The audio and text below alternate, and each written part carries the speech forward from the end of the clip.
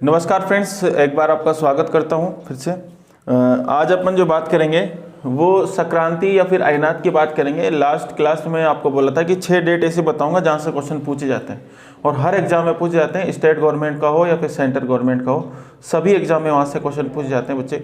तो उस चीज़ को अपन को समझना है। देखो कुछ चीज़ें ऐसी है जो आपको आती है लेकिन आपको उसका आंसर नहीं दे पाते। जैसे अगर मैं आपको संक्रांति की बात करूं तो संक्रांति से मैं आपको 20 क्वेश्चन आपको बता दूंगा, आपको संक्रांति व अयनात आ जाएगा, ठीक है। लेकिन आप अगर उसको अगर समझे नहीं तो वो 20 क्वेश्चनों का आंसर आप दे ही नहीं सकते। और 20 क्वेश्चनों का जो आंसर है वो आपको सिर्फ और सिर्फ 2 चीज़ों पर डिपेंड करता है, उसके आंसर 2 ही होंगे बस, ठीक है। वो क्या तो ये होगा या फिर ये होगा। और वो आपको सारी चीज़ जो मैं भी बोल रहा हूँ वो आपको बाद में समझ में आ जाएगा जब मैं आपको संक्रांति व अयनात समझाऊंगा, ठीक है। आप सोच रहे हैं कि सर बोल क्या रहे हैं कि समझ में आ जाएगा, नहीं आएगा, ऐसा कुछ भी नहीं है बच्चे। आपको जो है चीज़ों को समझना पड़ेगा, ठीक है। रटना नहीं है, समझना है, क्योंकि समझने के लिए ही मैं यहाँ पर आपको आया हूँ, ठीक है। आपको समझाने के लिए ही यहाँ पर आया हूँ, बाकी किताबों से तो आप भी रट सकते थे, ठीक है बच्चे।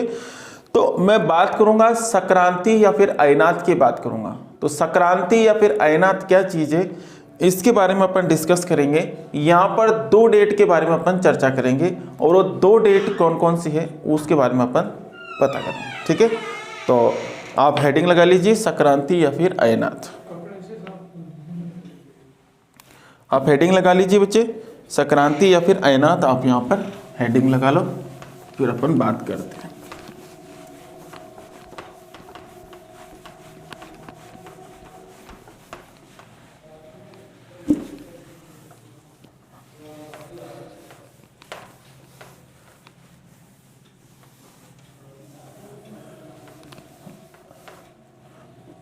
देखो बच्चे,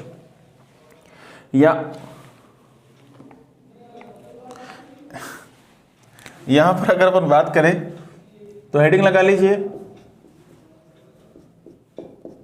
संक्रांति या अयनात की घटना, ठीक है।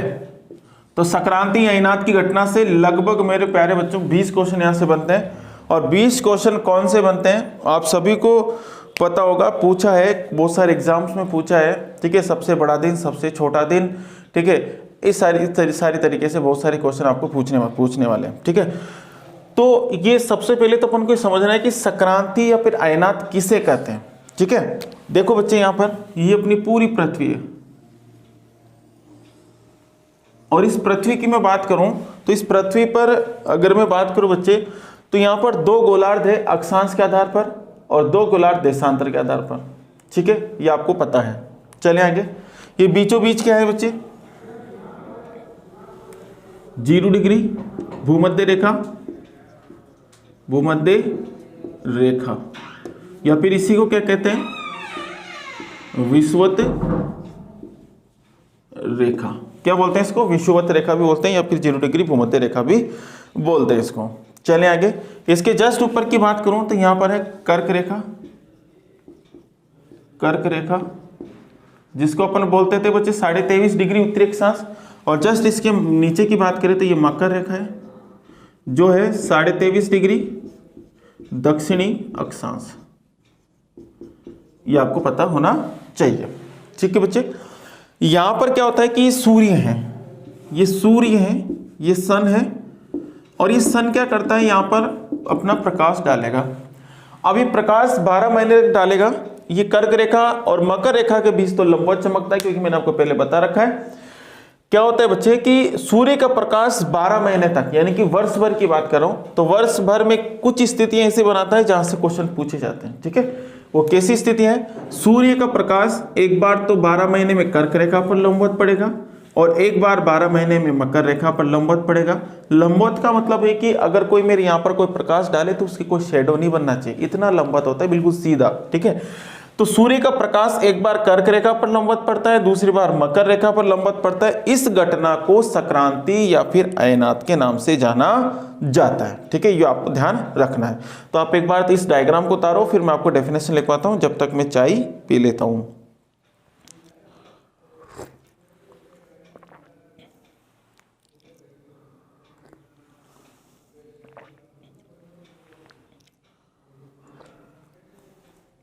हाँ हाँ, मजा आ गया। देखो देखो बच्चे, तो यहां पर लिख देता हूं मैं, जब सूर्य वर्ष में 2 बार, जब सूर्य वर्ष में 2 बार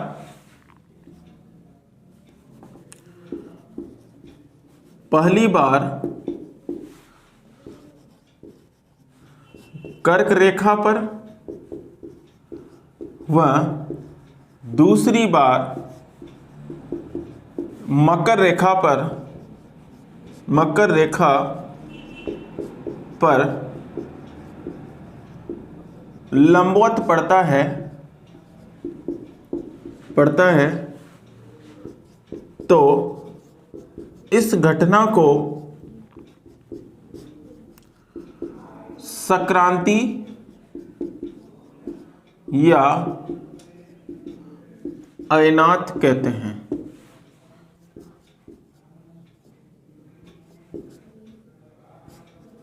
अभी सिर्फ और सिर्फ अपन ने इतना पढ़ा है, इतना समझा है कि संक्रांति या फिर अयनात क्या है। ठीक है, देखो बच्चे, यहां पर अगर अपन बात करते हैं तो फिर ये समझ में आता है, दिमाग में चल रहा होगा कि सर जब ये कर्क रेखा पर पड़ता है तो कब पड़ता है, जब ये मकर रेखा पर पड़ता है तो कब पड़ता है। तो मेरे प्यारे बच्चा, जब ये कर्क रेखा पर पड़ेगा तो 21 जून को पड़ेगा, और जब मकर रेखा पर पड़ेगा तो 22 दिसंबर को पड़ेगा। ठीक है, 22 दिसंबर को। 21 जून को जब यहां पर पड़ेगा तो इस घटना को कर्क संक्रांति के नाम से जानेंगे, कर्क संक्रांति के नाम से जानेंगे। और जब यहां पर 22 दिसंबर को जब मकर रेखा पर पड़ेगा तो उसे कहेंगे मकर संक्रांति। अब आपसे पूछ ले कि मकर संक्रांति की घटना कब घटित होती है, तो आप तो 14 जनवरी बताओगे, क्योंकि लड्डू तो जब भी खाया अपन ने। ठीक है, तो लड्डुओं का कर्ज चुकाते चुकाते कहीं खुद मत चुक जाना। ठीक है बच्चे, आपने ऐसे भी देखे होंगे कि एक एक नंबर से भी रह रखे हैं, पॉइंटों से भी रह रखे हैं एग्जाम में। ठीक है, तो आपको अगर आपके आज के बाद कोई पूछे कि मकर संक्रांति की घटना कब घटित होती है, तो 22 दिसंबर को होती है। ठीक है, ये आपको ध्यान रखना है। एक बार इस डायग्राम को उतारिए आप।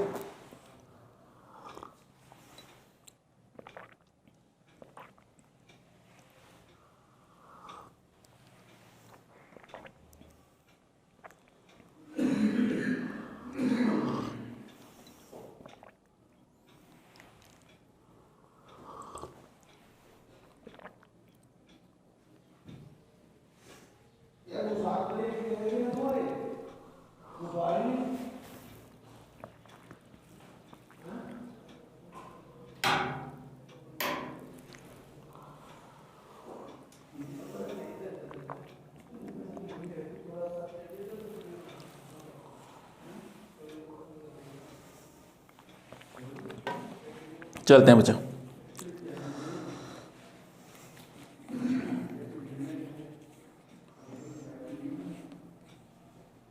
चले, देखो कंटिन्यू करते हैं क्लास को। चाय वाय पीने लग गए थे, कोई दिक्कत नहीं है, अब करते हैं। बिल्कुल अच्छा दिल हो गया। चले बच्चे, यहां तक उतार लिया होगा आपने, अब आगे बढ़ते हैं।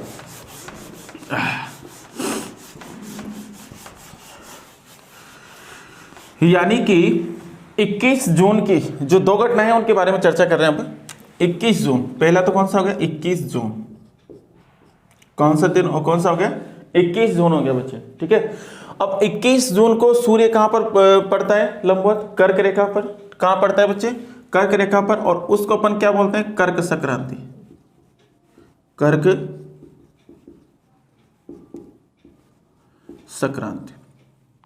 ठीक है, और सूर्य जो है अभी कहां पर है, कर्क रेखा पर लंबवत पड़ेगा तो उत्तरी गोलार्ध में होगा, क्योंकि ये भूमध्य रेखा के ऊपर क्या पूरा का पूरा उत्तरी गोलार्ध, उत्तरी गोलार्ध, और ये दक्षिणी गोलार्ध। ठीक है, तो ये उत्तरी गोलार्ध है। देखो मेरे प्यारे बच्चा, यहां पर अपन बात करते हैं तो सूर्य जब कर्क रेखा पर लंबवत पड़ता है तो उत्तरी गोलार्ध में होता है, और जब मकर रेखा पर लंबवत पड़ेगा तो दक्षिणी गोलार्ध में। समझ में आ रहा है कि नहीं आ रहा? ठीक है ना। देखो अब कौन सा गोलार्ध में अभी ये अभी है उत्तरी गोलार्ध में, ठीक है, उत्तरी गोलार्ध में। अब देखो एक चीज आपको ध्यान रखना है कि मैं अभी आपको कहूंगा कि सूर्य दिन बड़ा रात छोटी, रात बड़ी दिन छोटा, तो ये सब चीजें। अब एक यहां पर एक नियम आपको याद रखना है, सूर्य जिस गोलार्ध में होगा वहां का दिन हमेशा बड़ा होगा। ध्यान रखना, सूर्य जिस गोलार्ध में होगा वहां का दिन हमेशा बड़ा होगा, तो रात ऑटोमेटिक क्या हो जाएगी? छोटी। समझ में आया कि नहीं आ रहा? सूर्य जिस गोलार्ध में होगा वहां का दिन हमेशा बड़ा होगा।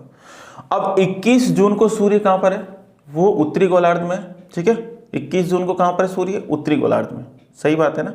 अब देखो यहां पर अगर मैं दिन की स्थिति बात करूं, दिन और रात, ठीक है बच्चे, तो दिन और रात की बात करें तो सूर्य 21 जून को कहां पर है? उत्तरी गोलार्ध में, ठीक है।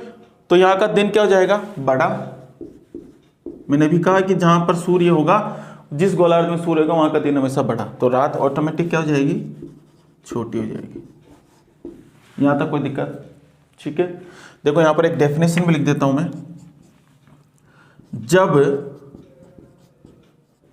सूर्य वर्ष में एक बार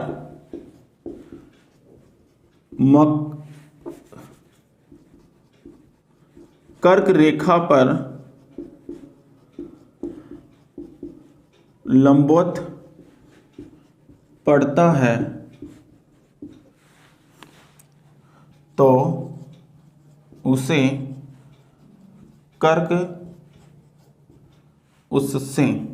कर्क संक्रांति की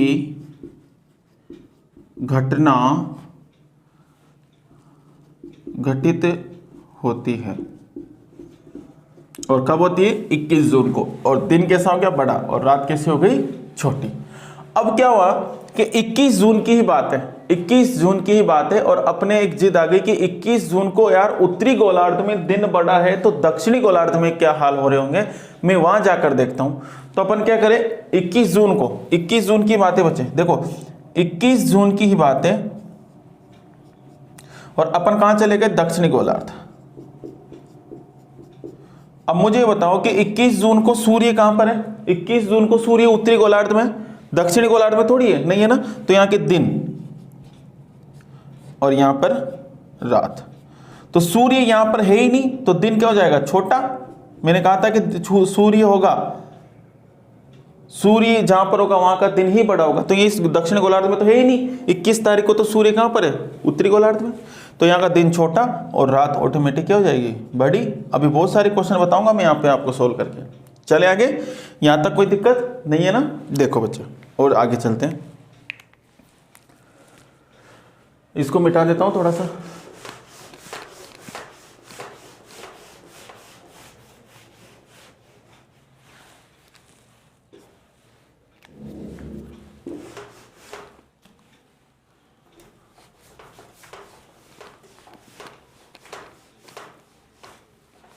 देखो बच्चे अब बात करेंगे 22 दिसंबर की। किसकी बात करेंगे? 22 दिसंबर की।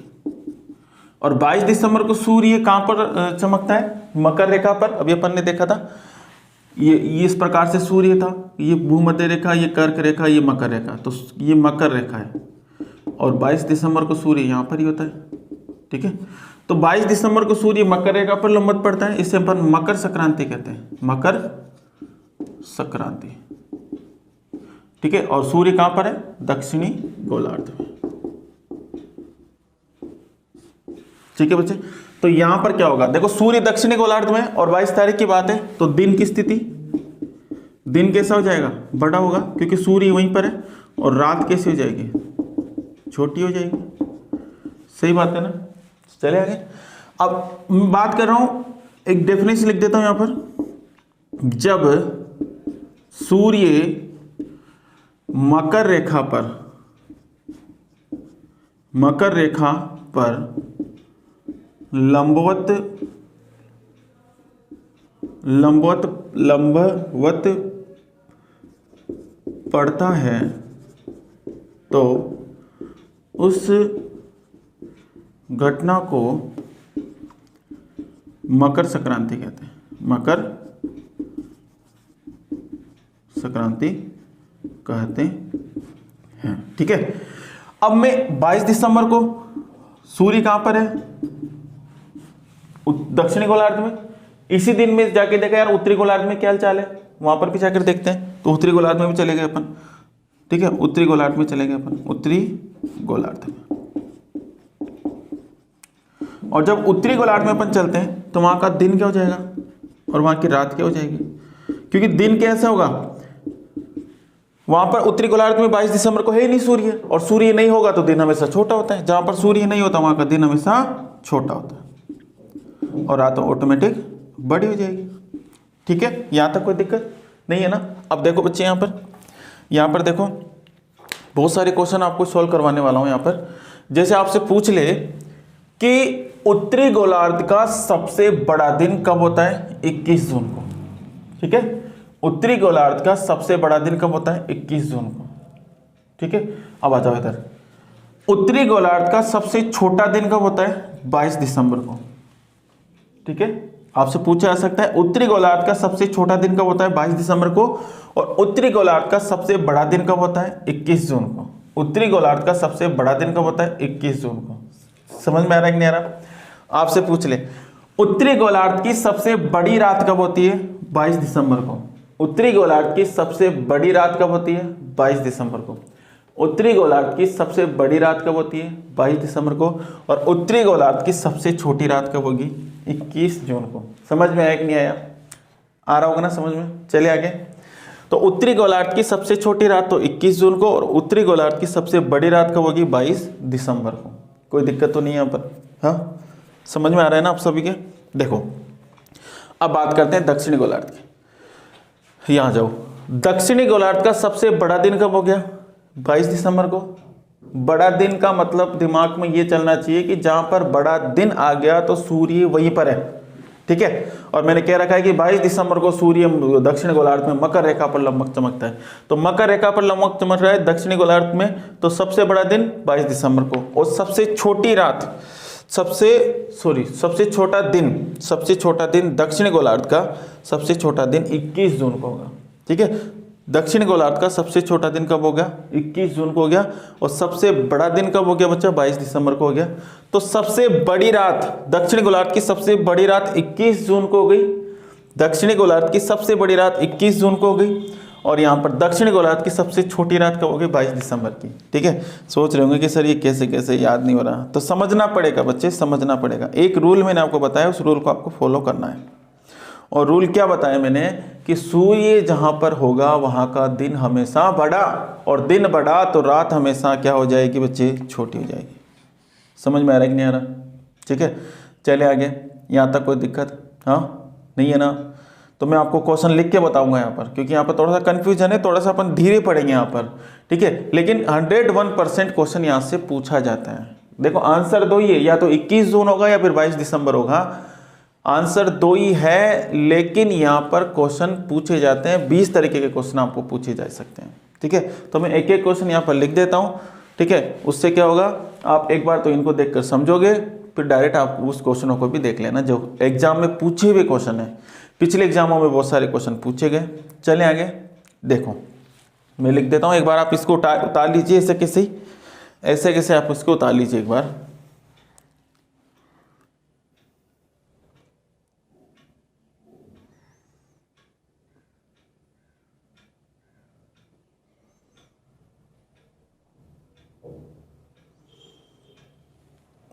देखो बच्चा, मिटा रहा हूं इसको मैं।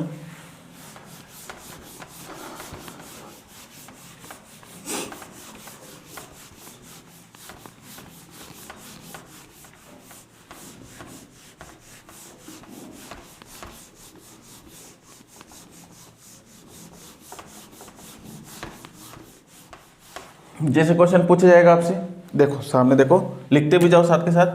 पहला क्वेश्चन ये पूछेगा कि उत्तरी गोलार्ध। देखो यहां से मैं जोर इसलिए दे रहा हूं क्योंकि यहां से क्वेश्चन पूछे जाते हैं। उत्तरी गोलार्ध का सबसे बड़ा दिन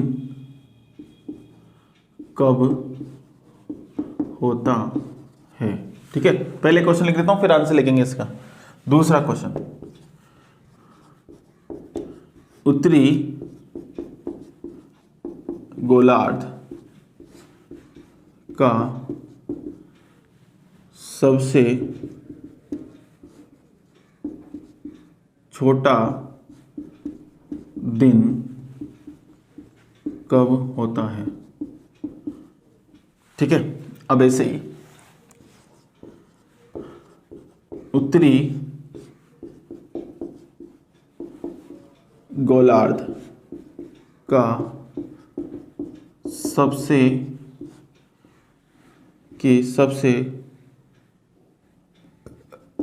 बड़ी रात कब होती है? ऐसे ही 4 नंबर क्वेश्चन, उत्तरी, या आपको सारे के सारे क्वेश्चन करना है हल। ठीक है, फिर उसके बाद आप वीडियो को पॉज कीजिए और वहां पर उसके बाद उस क्वेश्चनों को हल कीजिए, फिर उसके बाद देखिए। उत्तरी गोलार्ध की सबसे छोटी रात कब है? तो देखो उत्तरी गोलार्ध का सबसे बड़ा दिन, अब सबसे बड़ा दिन जहां पर आ जाए तो यही समझ लेना कि सबसे बड़ा दिन वहीं पर होगा जहां पर सूर्य होगा। तो सूर्य कर्क रेखा पर होता है 21 जून को, तो 21 जून को सूर्य होगा उत्तरी गोलार्ध में, तो 21 जून को ही बड़ी रात होगी, 21 जून को। अब फिर से उत्तरी गोलार्ध का सबसे छोटा दिन, अब सबसे छोटा दिन तभी होगा जब सूर्य वहां पर नहीं होगा उत्तरी गोलार्ध में। ठीक है ना, उत्तरी गोलार्ध में सूर्य 22 दिसंबर को नहीं होगा, तो 22 का आंसर क्या हो जाएगा? 22 दिसंबर। ठीक है बच्चे, अब यहां पर उत्तरी गोलार्ध की सबसे बड़ी रात कब होगी? उत्तरी गोलार्ध की सबसे बड़ी रात कब होगी? तो उत्तरी गोलार्ध की सबसे बड़ी रात कब होगी? जब सूर्य वहां पर नहीं होगा। ठीक है, जब सूर्य वहां पर नहीं होगा तभी वहां पर क्या होगा? बड़ी रात होगी। तो बड़ी रात कब होगी? 22 दिसंबर। और सबसे छोटी रात कब होगी? जब सूर्य होगा, क्योंकि बड़ा दिन होगा, और बड़ा दिन होगा तो छोटी रात होगी। तो सूर्य कब होगा? उत्तरी गोलार्ध की सबसे छोटी रात कब होगी? 21 दिसंबर। देखो 21 जून होगा या फिर 22 जून होगा, आंसर 2 ही है, लेकिन क्वेश्चन बहुत सारे हैं यहाँ पर। ठीक है बच्चे, तो इस तरीके से आपको सारे के सारे क्वेश्चन सोल्व करना है। ठीक है, ऐसे ही अगर मैं बात करूं क्वेश्चन नंबर 5 की, तो क्वेश्चन नंबर 5 क्या होगा? दक्षिणी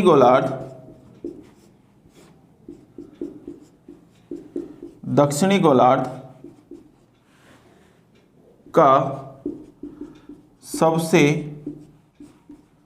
बड़ा दिन कब होता है?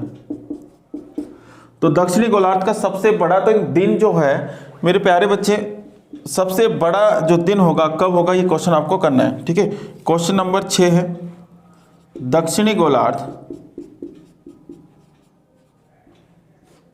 का सबसे छोटा दिन, तो सबसे छोटा दिन कब है? होता है। तो सबसे छोटा दिन कब होता है, ये भी आपको क्वेश्चन करना है। ठीक है, तो ऊपर वाले क्वेश्चन तो मैं आपको मिटा देता हूं, एक बार आप लिख लीजिए इनको, साथ के साथ लिख लिया, मिटा रहा हूं इनको मैं। ठीक है, अब लिख लिया होगा इनको तो। देखो बच्चा, तो दक्षिण गोलार्ध का सबसे छोटा दिन, तो अब आता है 7 नंबर का क्वेश्चन है, दक्षिणी गोलार्ध का की सबसे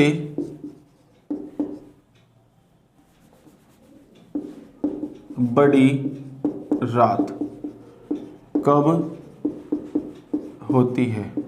इसका आंसर आपको देना है। क्वेश्चन नंबर 8, दक्षिणी गोलार्ध की सबसे छोटी रात कब होती है? तो ये क्वेश्चन का आंसर भी आपको करना है, ठीक है। तो वो बाकी क्वेश्चन तो मैंने बता दिए थे, ये 4 क्वेश्चनों के आंसर आपको करना है, ठीक है बच्चे, और देखना है कि कैसे आपके सही या गलत है।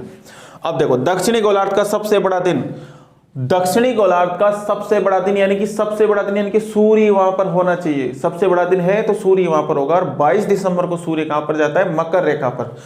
तो 22 दिसंबर, इसका आंसर क्या हो जाएगा? 22 दिसंबर, क्योंकि 22 दिसंबर को सूर्य कहां पर होता है? दक्षिणी गोलार्ध में होता है। तो दक्षिणी गोलार्ध का सबसे छोटा दिन, तो दक्षिणी गोलार्ध का सबसे छोटा दिन कब हो सकता है बताइए? सबसे छोटा दिन तभी होगा जब दक्षिणी गोलार्ध में सूर्य नहीं होगा, और 21 जून को सूर्य वहां पर नहीं होगा, 21 जून को, ठीक है। ऐसे ही दक्षिणी गोलार्ध की सबसे बड़ी रात, दक्षिणी गोलार्ध की सबसे बड़ी रात कब होगी? सबसे बड़ी रात कब होगी? जब सूर्य वहां पर नहीं होगा, क्योंकि सूर्य अगर दक्षिण गोलार्ध में होता है तो वहां का दिन बड़ा होता है और ऑटोमेटिक रात छोटी हो जाती है, और सूर्य वहां पर नहीं होता तो रात बड़ी हो जाएगी, ठीक है। यानी कि यहां पर 21 जून को सूर्य वहां पर नहीं होगा, ठीक है बच्चे।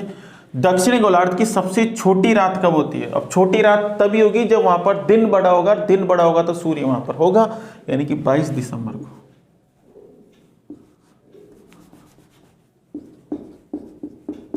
22 दिसंबर को। समझ में आ रहा है कि नहीं आ रहा? यहां तक कोई दिक्कत? देखो बच्चा, कितने सारे क्वेश्चन मैंने आपको वहां पर बता दिए, ठीक है। चले आगे, एक बार आप इसको उतार लीजिए, फिर अपन आगे बढ़ते हैं। उतार लीजिए एक बार इसको आप।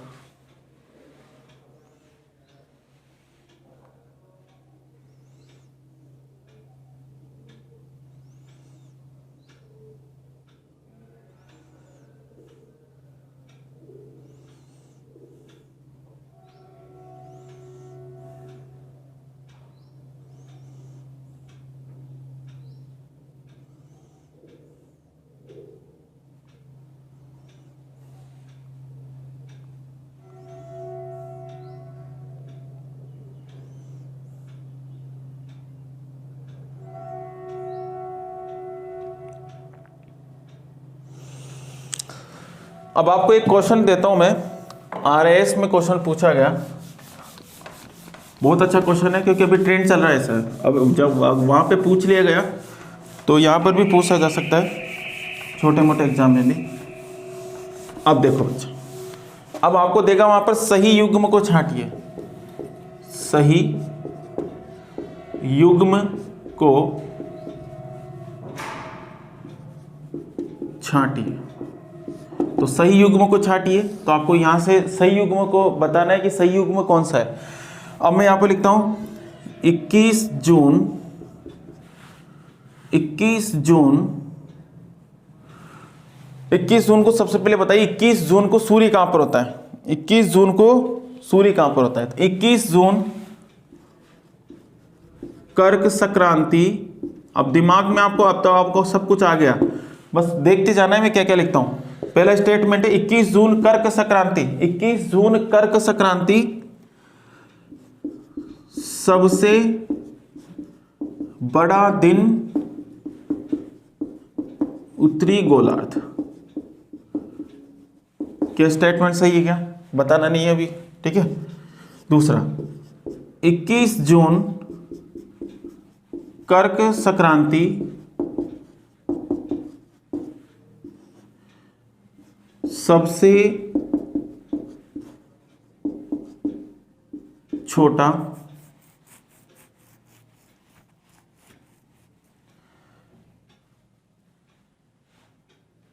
थोड़ा सा यहां पर यह कर देते हैं अपन, गलत युग्म को छाटिए, गलत युग्म छाटना है, ठीक है। सबसे छोटा दिन, सबसे छोटी रात उत्तरी गोलार्ध, ठीक है भाई। सबसे बड़ा दिन, सबसे छोटी रात। तीसरा 22 दिसंबर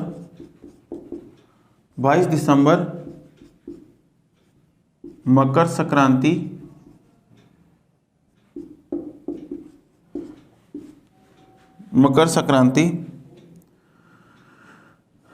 दक्षिणी गोलार्ध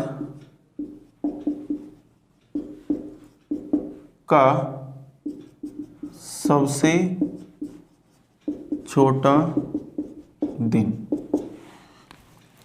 पे चौथा युग्म है 22 दिसंबर मकर संक्रांति दक्षिणी गोलार्ध का की सबसे छोटी रात। अब बताइए कौन सा इसमें गलत युग्म है। देखो पहला जो स्टेटमेंट है 21 जून कर्क संक्रांति सबसे बड़ा दिन उत्तरी गोलार्ध, सही बात है, 21 जून को कर्क संक्रांति होती है, ये स्टेटमेंट, ये बात सही है। सबसे बड़ा दिन उत्तरी गोलार्ध का, बिल्कुल सही स्टेटमेंट है, ठीक है। दूसरा स्टेटमेंट है 21 जून, ठीक है, कर्क संक्रांति, बिल्कुल सही बात है। सबसे छोटी रात उत्तरी गोलार्ध की, सबसे छोटी रात उत्तरी गोलार्ध की, बिल्कुल सही स्टेटमेंट है, ठीक है बच्चे। यहाँ पर 22 दिसंबर बिल्कुल सही है, 22 दिसंबर को मकर संक्रांति होती है, बिल्कुल सही है। दक्षिणी गोलार्ध में बिल्कुल सही है, लेकिन सबसे छोटा दिन, देखो सबसे छोटा दिन यहाँ पर नहीं होता बच्चे, यहाँ पर सबसे बड़ा दिन होता है, तो ये गलत युग्म है, ठीक है। यहाँ पर 22 दिसंबर मकर संक्रांति बिल्कुल सही है, मकर संक्रांति होती है 22 दिसंबर को, दक्षिणी गोलार्ध में होती है सबसे छोटी रात, सबसे छोटी रात, बिल्कुल सही बात है।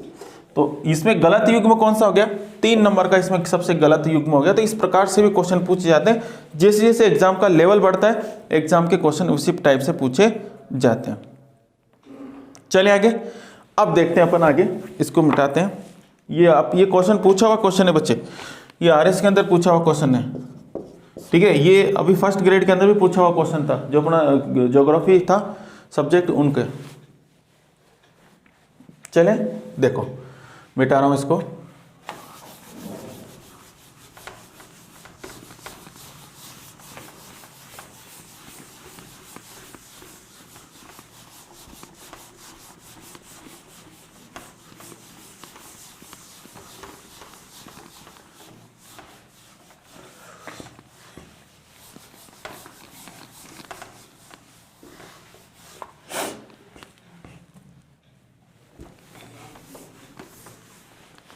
अब देखते हैं, 2 डेट मैंने आपको बताई और 2 डेट के साथ कितने सारे क्वेश्चन अपन ने हल किए, ठीक है।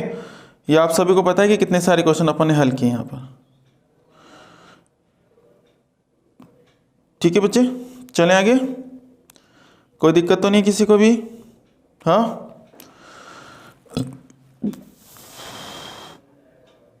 अब अपन बात करेंगे विषुव की, बात करेंगे। चले, विषुव बिल्कुल छोटा सा है और मजा आ जाएगा। विषुव अगर आपने संक्रांति पढ़ समझ में आ गया तो विषुव भी आ जाएगा। विषुव की घटना क्या होती है? विषुव की घटना, देखो बच्चा, सबसे पहले तो डेफिनेशन समझना है अपन को। डेफिनेशन क्या है? अगर अपन को परिभाषा समझ में आ जाएगी तो अपन उसको समझ लेंगे, ठीक है बच्चे। देखते हैं, ये अपनी पृथ्वी है, ये अपनी पृथ्वी है और इस पृथ्वी के बीचों बीच 0 डिग्री भूमध्य रेखा है, भूमध्य रेखा, या फिर इसी को कहते हैं विषुवत रेखा,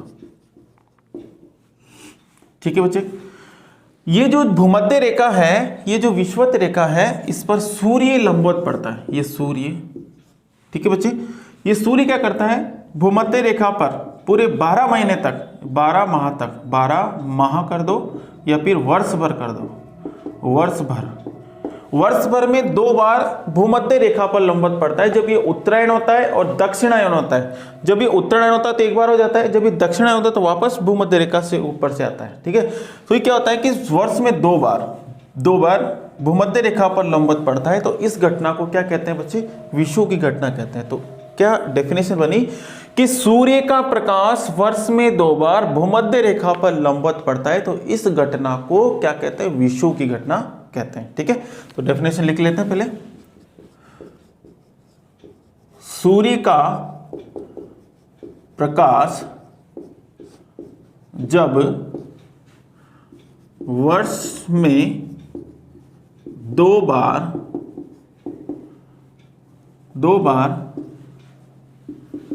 भूमध्य रेखा पर लंबवत पड़ता है तो इस घटना को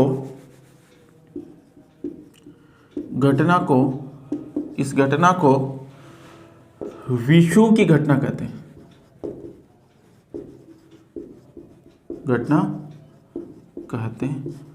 ठीक है, विषुव की घटना कहते हैं। अब देखो कब कब पड़ेगा, बच्चे। एक तो पड़ेगा ये 21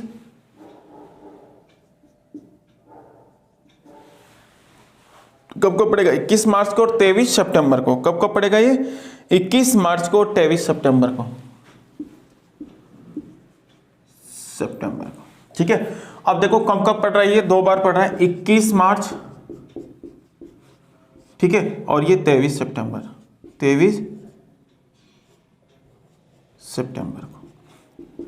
ठीक है बच्चा, 21 मार्च को जब ये घटित होता है, 21 मार्च को क्या होता है कि देखो जो अगर पहले बात करें शीत का मौसम आता है या फिर बारिश का मौसम आता है, तो पहले बारिश का आता है फिर शीत का मौसम आता है। ठीक है, तो 21 मार्च की मैं बात कर रहा हूं, तो 21 मार्च को बसंत विषुव कहते हैं। इसको 21 मार्च को कौन सी घटना हो गई, बसंत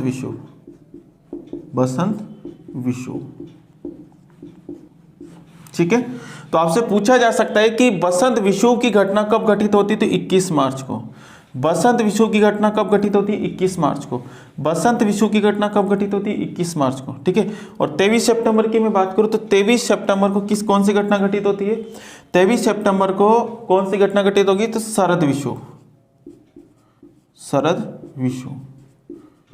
आजकल तो क्या हुआ कि सर्दी में तो गर्मी पड़ने लग गई, गर्मी में सर्दी पड़ने लगी। पहले क्या होता था, 23 सितंबर को ही क्या हो जाता था, सर्दी पड़ना स्टार्ट हो जाती थी।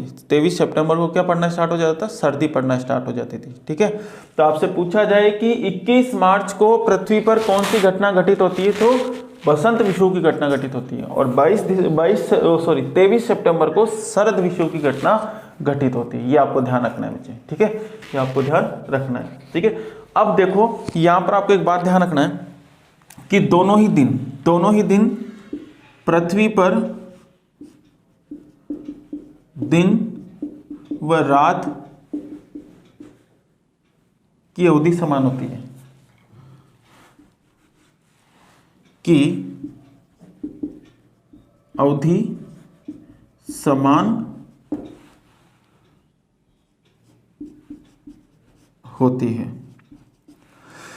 यानी कि दिन और रात कैसे होते हैं, समान होते हैं, बिल्कुल। ठीक है, तो एक बार आप इसको बना लीजिए, फिर मैं आपको और इसमें क्वेश्चन बताता हूं तो कैसे क्वेश्चन पूछे जाएंगे। एक बार बना लीजिए इसको।